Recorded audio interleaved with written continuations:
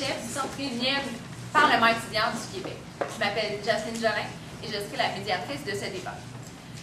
Au cours d'un tirage au sort qui a eu lieu il y a quelques minutes, il a été décidé que M. Alexandre Soignies-Marceau allait débuter.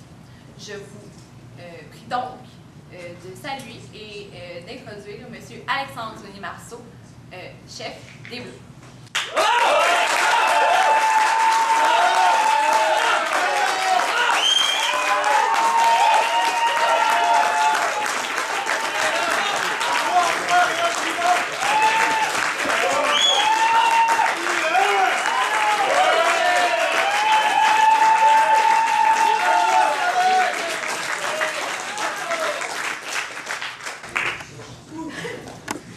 Je vous prie maintenant d'introduire Mme Elisabeth Normando, chef des Rouges.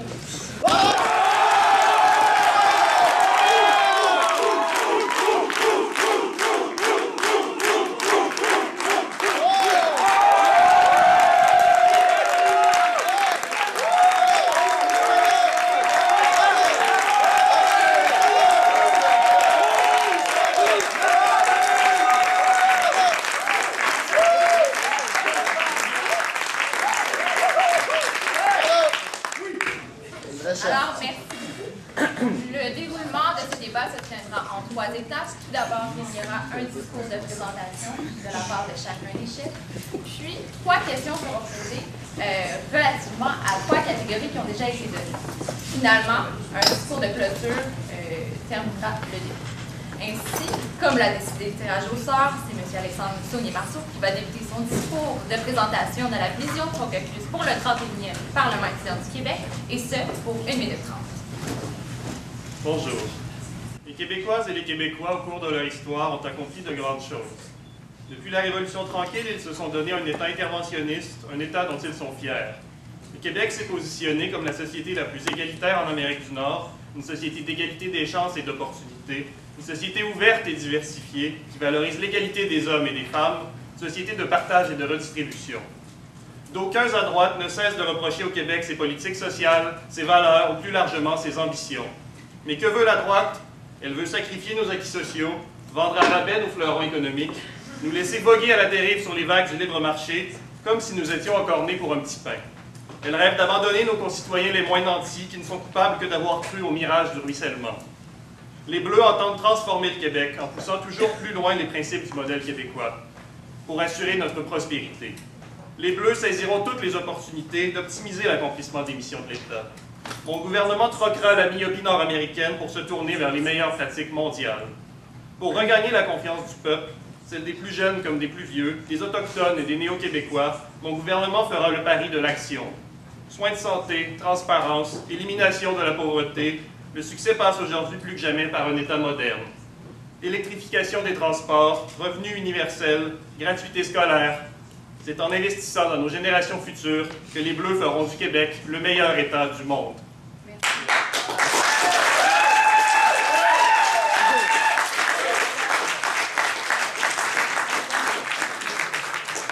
Merci beaucoup, M. Soignies-Marceau. C'est maintenant le tour à Mme Normando. Merci.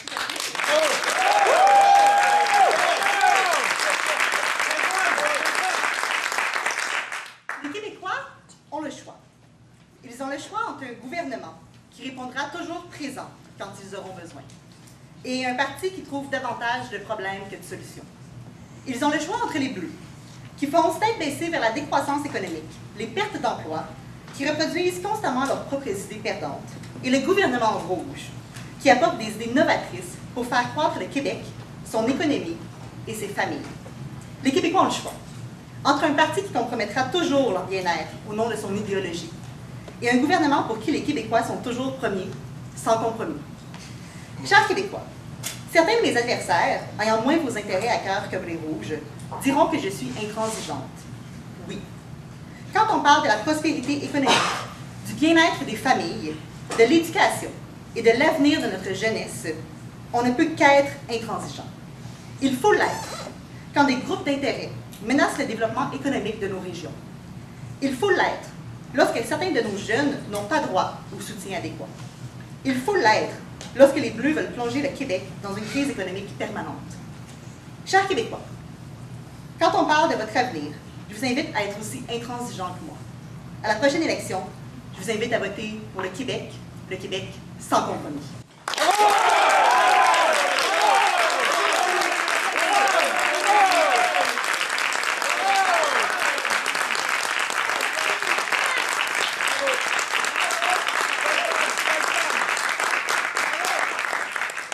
Merci beaucoup, Mme Normando. Nous passons maintenant aux catégories. Telles que je l'ai dit tout à l'heure, 3 catégories ont été données au préalable aux chefs pour se préparer sur ces sujets. Cependant, ils ne connaissaient pas la question qui leur serait posée. Débutons d'abord avec le système de santé québécois. La première question est la suivante, et il s'agira de Mme Normando qui dit. Des délais d'attente de plus en plus longs, des spécialistes moins disponibles, du personnel surchargé. Le privé, dans de telles circonstances, semble très attrayant pour certains Québécois. Dans la vision de votre gouvernement, quelle serait la place du privé dans le système de santé québécois? Et ce, votre prise de parole pour 1 minute. Merci beaucoup, Jasmine. En fait, quand on parle de santé, il y a quelque chose qui revient, c'est le cas de beaucoup de gouvernements qui ont précédé celui qui s'en vient. C'est un peu de lancer de l'argent au problème en regardant ailleurs, en espérant que ça passe. Et je crois que la question là-dessus n'est pas nécessairement celle du privé, mais la place que devraient avoir les véritables experts au niveau de santé au Québec, et j'ai nommé la RAMQ. Il faut que la RAMQ ait une plus grande autonomie des gouvernements.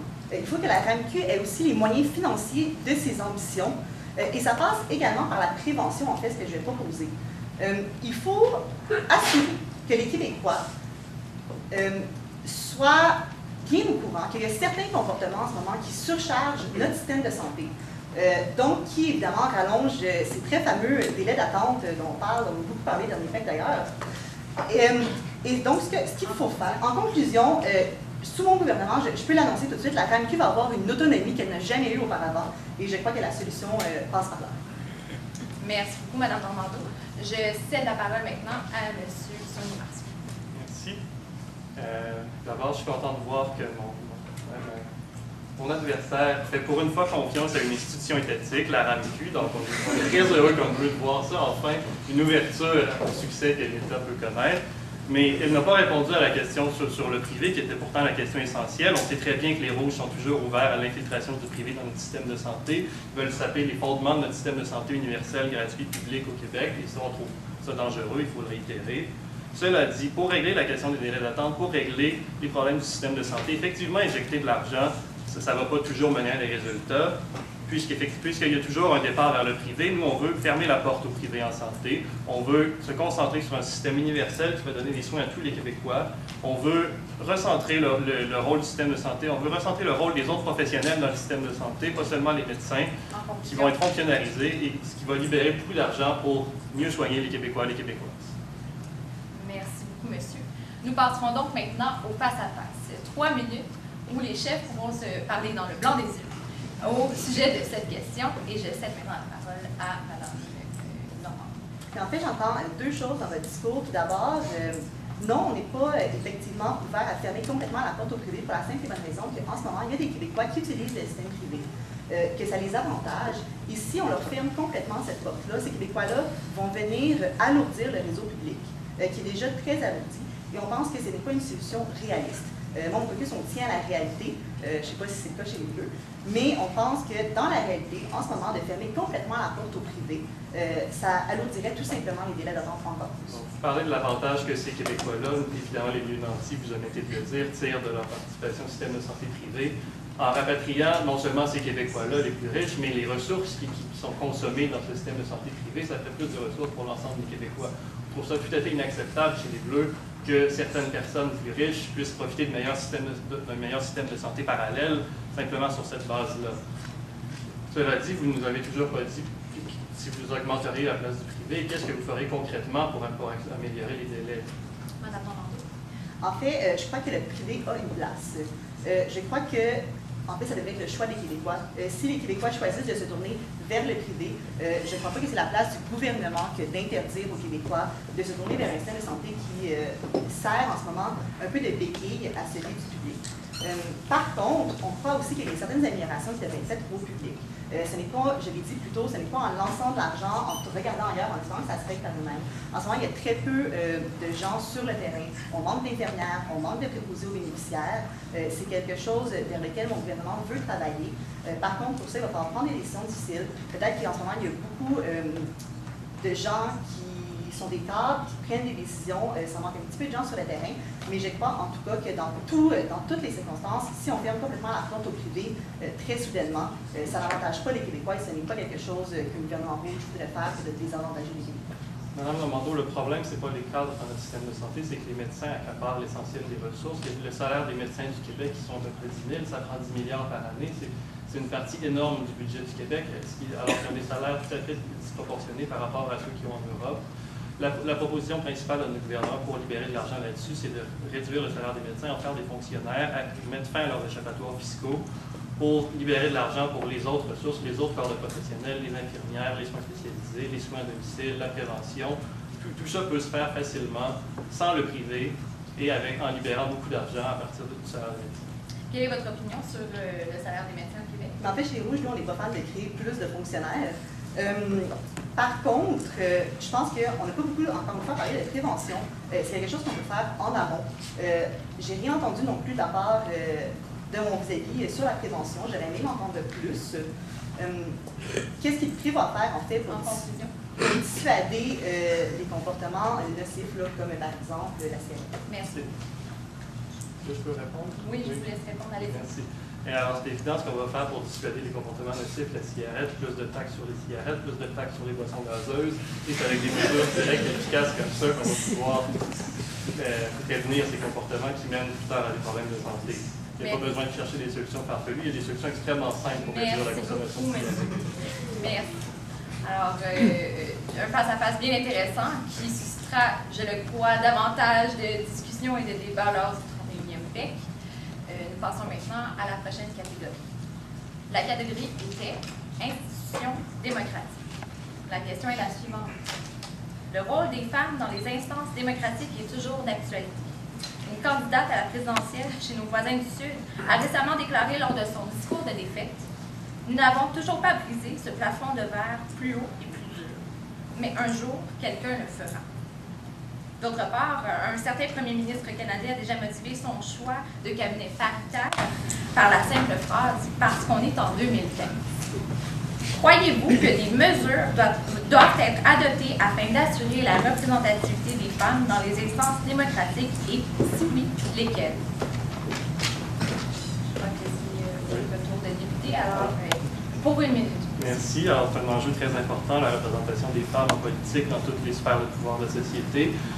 Mon gouvernement est évidemment favorable à prendre des mesures concrètes pour favoriser cette représentation. Non seulement dans la composition de notre gouvernement, c'est quelque chose qui va être évidemment pris en compte. Également dans toutes les nominations que mon gouvernement va faire, les sociétés d'État, les juges, ce genre de choses, c'est évident qu'on va viser toujours la parité. Mon gouvernement est également en faveur de discrimination positive dans l'embauche, non seulement pour la fonction publique, mais également d'étendre ça au secteur privé. C'est essentiellement ce que mon gouvernement propose. Également, en adoptant un système proportionnel, donc en réformant le mode de scrutin, ça va permettre, sans perturber le choix au sein de chaque circonscription, avec des listes, d'assurer une représentation paritaire des hommes et des femmes. C'est une mesure innovante, une mesure simple qui va permettre donc une certaine parité à l'Assemblée nationale. Merci. Sonia Marceau, je laisse Mme Normando présenter sa prise de position sur cette question pour une minute. Merci, Jasmine. Écoutez, premièrement, je suis contente que chez les Rouges, il n'y ait pas de plafond de verre. Je pense que, contrairement à nos voisins, quand ils voient une femme intelligente, ils ne courent pas dans l'autre direction. On fait ça chez les Rouges. Donc, en fait, moi, vous le savez, je ne suis pas pour les quotas, je ne l'ai jamais été. Je pense que le travail est en amont. Je pense que lorsqu'on dit à une femme « tu es trop émotive » ou « tu ne peux pas te présenter parce que tu as des enfants, par exemple, dans le cadre d'embauche », c'est la discrimination au même titre que si on disait, par exemple, à un noir, je ne vous embaucherai pas. Par contre, je ne crois pas qu'il devrait y avoir des quotas pour venir lutter contre ça. En fait, ce qu'il devrait y avoir, c'est qu'on devrait punir toute forme de discrimination. C'est une mesure que j'avais présentée il y a 2 ans. Et donc, non, il n'y aura pas de quotas dans mon caucus. Par contre, je peux vous assurer qu'il n'y aura pas de discrimination.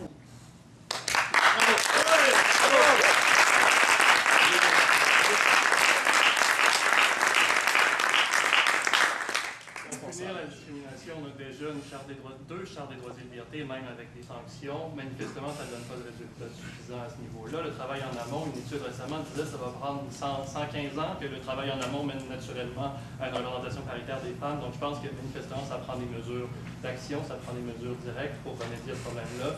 Les quotas sont une de ces mesures-là. Une réforme du scrutin sont également une de ces mesures-là. De la discrimination positive dans le secteur privé également. Tout ça est essentiel pour assurer la représentation des femmes, plus que faire confiance au travail en amont, ce qu'on fait depuis 50 ans. Donc, réaction? Mais en fait, on ne le fait pas, non, parce qu'il n'y a pas nécessairement beaucoup de travail en amont qui se fait. Il y a encore beaucoup de sexisme systémique, je l'ai déjà dit. Ce n'est pas des quotas qui vont assurer qu'une femme ne se fera jamais dire « tu ne peux pas avoir ce poste-là, tu es trop émotive ». Le quota ne changera pas rien à ça, en fait, parce qu'une fois qu'elle va l'avoir, le poste, elle va continuer de se faire mettre des obstacles qu'elle n'aurait jamais si elle était un homme. Et en fait, je trouve qu'avec les quotas, qu'est-ce qu'on fait? C'est qu'on réduit la femme, en fait, à une représentante de toutes les femmes et elle se retrouve à justifier constamment sa compétence. C'est une position à laquelle je tiens beaucoup. Je ne crois pas qu'en obligeant les entreprises à embaucher des femmes, ça va les empêcher d'être sexistes, en fait. Je pense que c'est un peu se mettre la tête dans le sable que d'espérer, OK, on met des quotas, puis une fois qu'elles sont dans les entreprises, on s'en lave les mains. Je pense qu'au contraire, il faut punir le fait, par exemple, qu'on va demander pendant une entrevue d'embauche si une femme a l'intention d'avoir des enfants alors qu'on ne pose pas la même question à un homme. C'est déjà interdit. Toutes ces pratiques-là que vous décrivez sont déjà interdites. Mais la preuve est difficile à faire. En pratique, c'est très dur à appliquer. Donc, il faut plus de mesures, il faut des quotas. Vous dites que les quotas ne vont pas régler l'entièreté du problème. C'est évident que ça ne va pas régler l'entièreté du problème. Mais la présence de femmes dans une institution est déjà un premier pas pour montrer, pour convaincre ceux qui douteraient encore des compétences des femmes, puisqu'il y en a, dont nous ne sommes pas, évidemment. Mais c'est nécessairement un premier pas, la présence de femmes, la présence de minorités ethniques, raciales, linguistiques, etc., pour mener finalement à ce qu'un jour on sorte de ce sexisme systémique, de ce racisme systémique, autrement que simplement en faisant confiance au changement des mentalités. Oui, vous dites en fait que la preuve est difficile à faire. Peut-être aussi qu'il y a une question où on ne veut pas la faire. Je pense aussi qu'il y a une question de volonté politique à ce moment-là. Je crois fermement que la même charte qui vous protège nous protège aussi. Et dans ce cas-ci, je ne vois pas l'utilité en fait de rajouter des lois. Je crois qu'il faut d'abord faire appliquer celles qu'on a. Et ça prend de la volonté politique. C'est pas facile. Non, les preuves ne sont pas toujours faciles à faire. Par contre, je pense qu'on l'a vu dernièrement on a beaucoup parlé de ça dernièrement.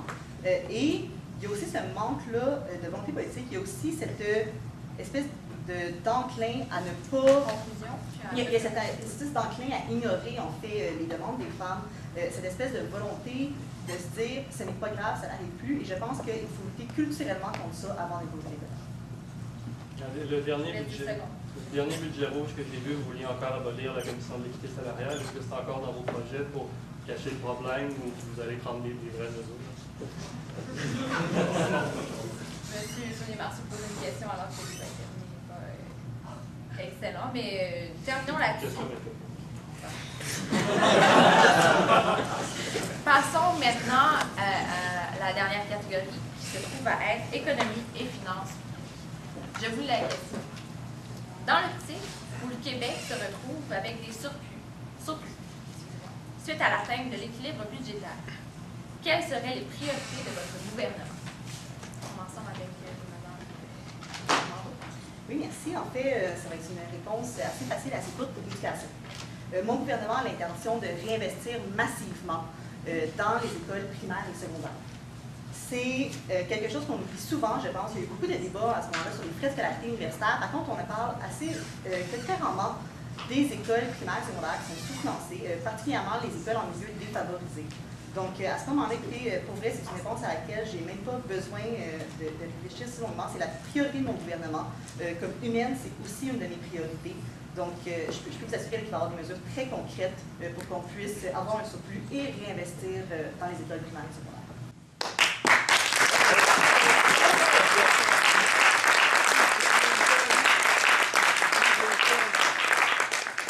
Monsieur Saunier-Marceau, pour 1 minute.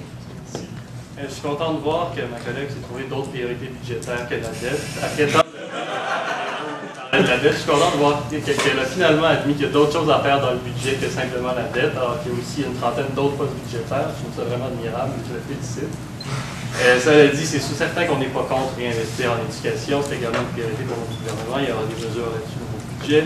Mais il y a les Québécois défavorisés, il n'y a pas seulement l'éducation, il y a un ensemble de difficultés financières qui vivent et notre gouvernement peut vraiment aider ces Québécois-là, notamment avec l'implantation d'un revenu universel qui va permettre à chaque Québécois d'avoir un niveau de vie décent, digne de ce qu'on attend pour tous les Québécois et les Québécoises. C'est ça.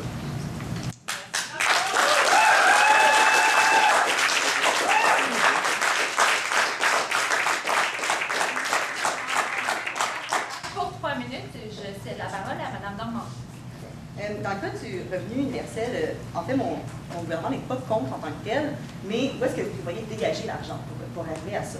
Le revenu universel est efficace, on le sait, dans les cas où il y a certains programmes sociaux qui se retrouvent ralliés au revenu universel. Qu'est-ce que vous en pensez?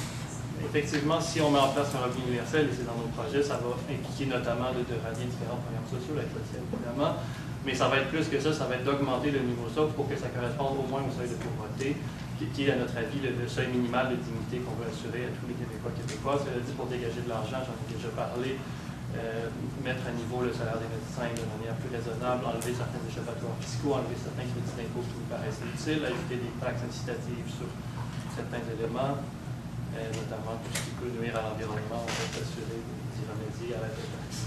Parfait. Je pense que vous n'avez pas, vous, perdu votre mesure préférée, là, les taxes. On peut même parler de micro-taxes, là, je pense que cette année. En fait, nous, ce qu'on aimerait aussi, c'est aider les entreprises à mieux payer leurs employés. Et je pense que vous allez être très contents. Nous, on va baisser les taxes des entreprises pour permettre aux employés d'avoir des meilleurs salaires. En ce moment, une taxe, vous le saurez, monsieur, vous l'avez dit vous-même, est utilisée pour dissuader certains comportements. En ce moment, au Québec, plus les entreprises paient leurs employés un salaire décent, plus elles sont taxées. C'est quelque chose à laquelle on va remédier. J'imagine que je vais pouvoir compter sur votre soutien là-dessus, puisque vous avez parlé de salaire décent.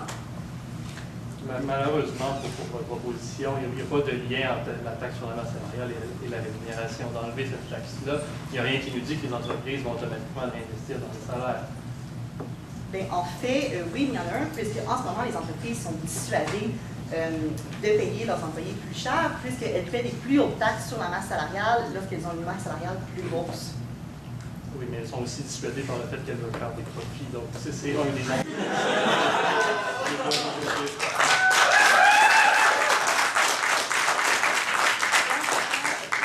C'est que les entrepreneurs québécois, par exemple, les PME, vous ne voyez pas de moyen de les inciter à payer leurs salariés plus cher. Vous ne pensez pas que ça serait bien d'encourager ces comportements-là à la base? C'est certainement bien de les encourager à les payer plus cher. On peut également les forcer à les payer plus cher, notamment avec une hausse du salaire minimum. Cela dit, on pense qu'il y a d'autres moyens d'assurer le niveau de vie décent à tous les Québécois que simplement par les entreprises. Donc, c'est pas tout le monde qui travaille dans la société et c'est quelque chose, c'est une réalité avec laquelle il faut composer. Il ne s'agit pas de forcer tout le monde à avoir un emploi comme certains projets récents vont peut-être le faire. Donc, notamment, on pense qu'un revenu universel est un meilleur moyen que des incitatifs aux entreprises qui vont plus ou moins fonctionner. Et en conclusion? En conclusion, écoutez, moi j'avoue que je n'ai pas envie de forcer une entreprise, particulièrement celle dirigée par des Québécois. Je n'ai pas envie de forcer les Québécois à faire quoi que ce soit. Donc, ce n'est pas du tout le but de mon gouvernement. Merci beaucoup. C'est maintenant la fin des catégories. Nous passons à la dernière étape avant la bière. Donc, au discours de clôture. Monsieur Saunier-Marceau, vous pouvez faire votre discours de clôture en premier, et ça pour 1 minute 30. Merci, Mme Jolin. Alors, encore une fois, on a vu que le choix est clair pour les Québécois. Ils ont le choix entre les Rouges qui proposent de revenir en arrière. Selon les domaines, on revient en arrière de 10 ans, de 50 ans. Ça dépend toujours des domaines. Il y a quelques propositions intéressantes qui ont été soulevées par ma collègue, je l'admets, notamment réinvestir dans certains secteurs. C'est rare qu'on entend les Rouges parler de ça. Je vais être prêt à collaborer avec elle sur ces points-là. Ce que les Bleus proposent aux Québécois, par contre, c'est des projets ambitieux, des projets innovateurs, des projets qui vont changer notre société. Donc, en santé, on a des solutions claires. Reprendre l'argent où il est, soit dans les poches des médecins, et le réinvestir dans les soins pour tous les Québécois, toutes les Québécoises. Des politiques de discrimination positive dont j'ai eu l'occasion de parler, pour que non seulement les femmes, mais les minorités ethniques, culturelles, les handicapés soient mieux représentés dans toutes les instances de pouvoir, dans toutes les entreprises au Québec. Les Bleus vont présenter aux Québécois un budget équilibré, mais un budget qui va apporter des solutions aux problèmes que vivent les Québécois, un budget qui va apporter des solutions aux problèmes environnementaux que notre planète vit, qui va taxer les comportements qu'on ne veut pas encourager, mais qui va également aider la prospérité des Québécois, tant au niveau individuel que via les entreprises. Donc, le gouvernement bleu va être un gouvernement responsable, va être un gouvernement ambitieux. En conclusion. Je vous invite à faire le choix de l'audace en votant pour les Bleus. Merci.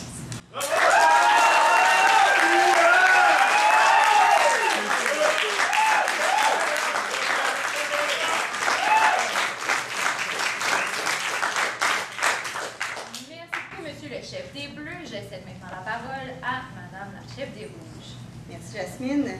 Ce soir, effectivement, le choix ne pourrait être plus clair. Le Parti bleu a démontré qu'il était un parti de décroissance, de perte d'emploi et particulièrement de taxes. Le gouvernement rouge a démontré qu'il est celui en qui les Québécois peuvent avoir confiance pour faire passer leur intérêt en premier, sans compromis. C'est le gouvernement du réinvestissement dans les écoles primaires et secondaires, le gouvernement de la création d'emplois, ceux de meilleure qualité, mieux rémunérés. C'est le gouvernement d'une plus grande autonomie des Québécois. Les Bleus représentent en fait cette gauche qui se méfie de la population, qui n'a pas vraiment confiance en son bon jugement. On ne peut pas gouverner une population en laquelle on ne croit pas. Du côté des Rouges, nous, on croit au Québec. Nous croyons en vous, que vous êtes les mieux placés pour gérer votre argent, votre famille, votre environnement. Je ne suis pas là, et mon gouvernement rouge ne sera pas là pour prendre les décisions à votre place, mais plutôt pour vous donner la liberté de les faire. Et si aux élections, vous faites le choix des Rouges, sachez que les Rouges feront toujours le choix du Québec sans compromis.